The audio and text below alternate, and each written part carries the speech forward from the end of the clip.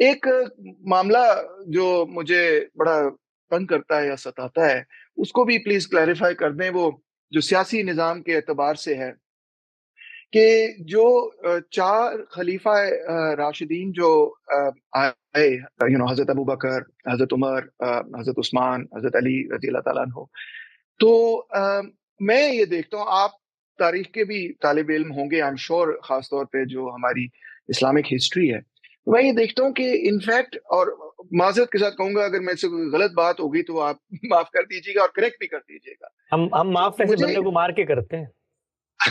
نہیں وہ نہ کیجیے گا پلیز. مجھے جو نظر آیا وہ یہ، اور please correct me if I am wrong, کہ جب حضرت ابو بکر کی خلافت کا معاملہ تھا تو اس وقت میں نے پڑھا کہ وہ خاص ایک مدینہ کے انصار جو تھے ان کی ایک میٹنگ ہو رہی تھی جہاں پہ وہ تشریف لے کے گئے، حضرت عمر ساتھ تھے، اور وہاں پہ انہوں نے معاملے کو مینیج کیا، اور وہیں پہ حضرت عمر نے ان کے ہاتھ پر بیعت کی جس کے نتیجے میں وہ خلیفہ بنے. پھر اس کے بعد حضرت ابو بکر نے، جہاں تک مجھے پتا ہے، حضرت عمر کو رضی اللہ تعالیٰ عنہ کو اپوائنٹ کیا کہ میرے بعد یہ خلیفہ ہوں گے.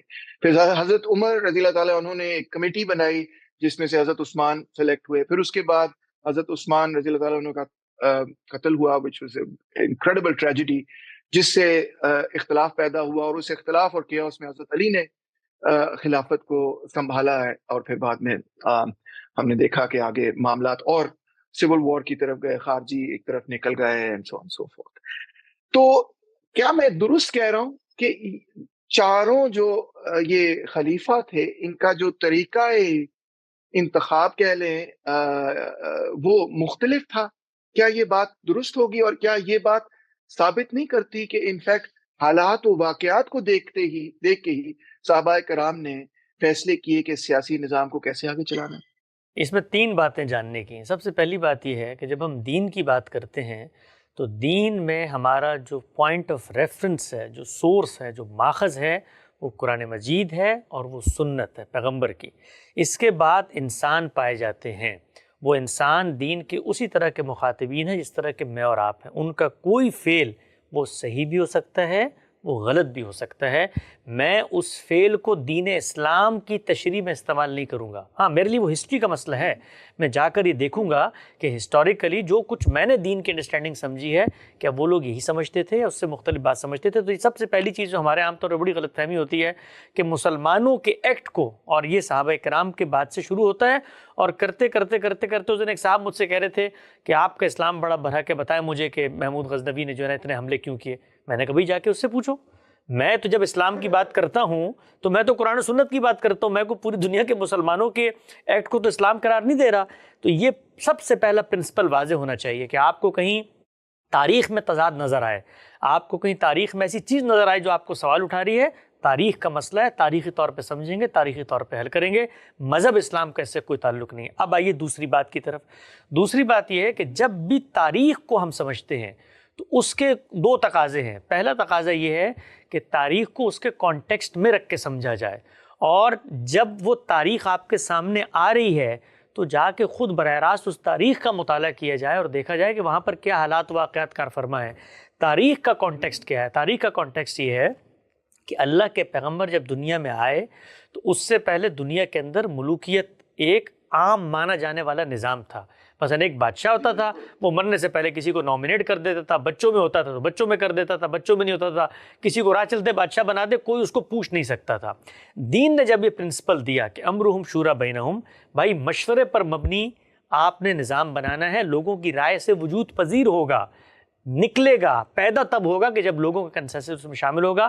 اب سوال یہ پیدا ہوا کہ کنسنسس حاصل کرنا ہے، یہ ایک دنیا کا تقاضا ہے کہ کیسے حاصل کیا جائے گا. آج تو میں جاتا ہوں نا ووٹ میں لائن لگ میں دیتا ہوں، اس زمانے میں کیسے حاصل کیا جائے گا کنسنسس؟ تو ہم یہ جانتے ہیں کہ اس زمانے کے اندر ریپریزنٹیٹیوز ہوتے تھے. وہ قبائلی تمدن تھا، اس میں قبائلی تمدن میں قبیلے کے سربراہ کو اپنے علاقے کی عصبیت حاصل ہوتی تھی.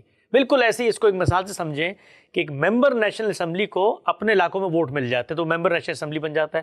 اب وہ مل کر اصل میں وزیر اعظم کا انتخاب کرتا ہے. تو کوئی شخص یہ کہہ سکتا ہے کہ جی تو ممبر نیشنل اسمبلیز نے مل کے وزیر اعظم بنا لیا, پاکستان کی عوام کا تو اس سے کوئی تعلق نہیں. ہم کبھی نہیں کہیں گے یہ. کیوں؟ کیونکہ وہ اپنے زمانے کے کانٹیکسٹ کو جانتے ہیں کہ یہاں پر ممبر نیشنل اسمبلی بنتا ہی لوگوں کے ووٹ سے ہے. تو وہ جو قبیلے کا سردار تھا وہاں پر لوگوں کی عصبیت اس کو حاصل ہوتی تھی, وہی ریپرزنٹیٹیوز ہوتے تھے اپنے اپنے ٹرائبس کے, وہ فیصلہ کرتے تھے. تو امرہم شورا بینہم کی اس زمانے میں جو اپلیکیشن کی گئی وہ یہی تھی کہ جو آلریڈی منتخب ریپرزنٹیٹیوز ہیں وہ مل کے فیصلہ کر لیں. یہ ہوگی پہلی بات. دوسری بات یہ ہے کہ وہاں پر کسی نئے نظام کا رسول اللہ صلی اللہ علیہ وسلم کے بعد کوئی فیصلہ کیا ہی نہیں جا رہا. اللہ کے پیغمبر کی حکومت ہے وہاں پر, آپ سربراہ حکومت کے. آپ یہ بتا رہے ہیں کہ جی میرے بات مجھے لگ رہا ہے الائمۃ من قریش, یہ جو قیادت اور سیادت ہے نا یہ قریشی میں رہے گی. بالکل ایسے ہی ہے کہ جیسے پیپلز پارٹی کی حکومت تھی, پرائم منسٹر کو نااہل کر دیا سپریم کورٹ نے.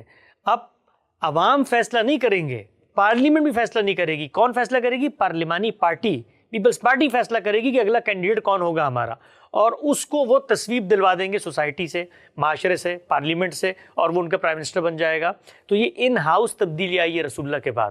ان ہاؤس تبدیلی کے اندر جو آپ کی وہاں کی الیکٹڈ باڈیز ہیں, جن لوگوں کو یہ عصبیت حاصل ہو گئی ہے, قبائلی معاشرے کی کانوٹیشن میں الیکٹڈ باڈیز کہہ رہا ہوں, انہوں نے فیصلہ کرنا ہے. تو سیدنا ابوبکر کا انتخاب اس طریقے سے ہوا.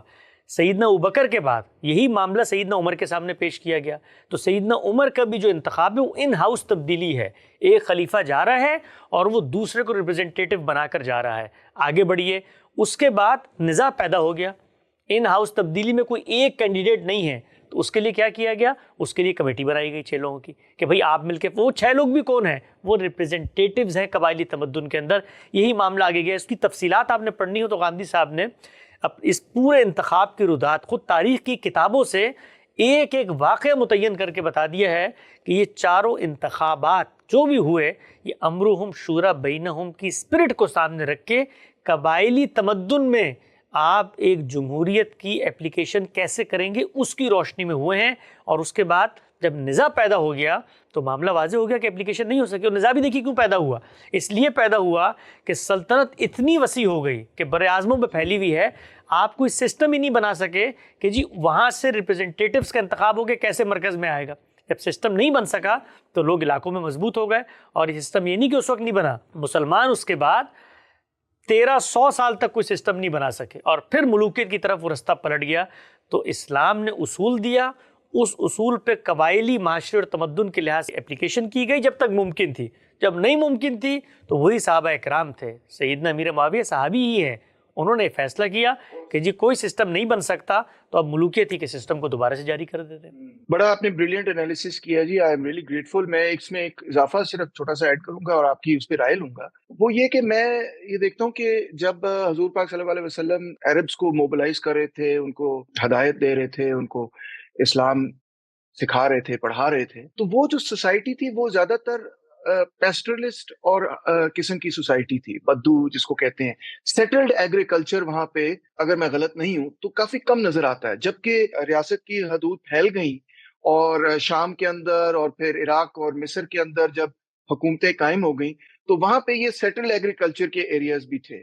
تو اس وجہ سے بھی شاید ایک بہت بڑی ریاست میں ٹرانسفارمیشن آئی. کیا میں درست کہہ رہا ہوں آپ کے اوپینین؟ بالکل ایسے ہی جی. سیدنا عمر کے دور میں آپ دیکھیے کہ جس وقت ریاست بہت زیادہ پھیل گئی ہے, اور سیدنا عثمان کے بعد تک تو صورتحال یہ تھی کہ مثلا آج کے دور میں اس کو آپ کانٹیننٹس کہتے ہیں, اس پر پھیلی ہوئی ریاست تھی.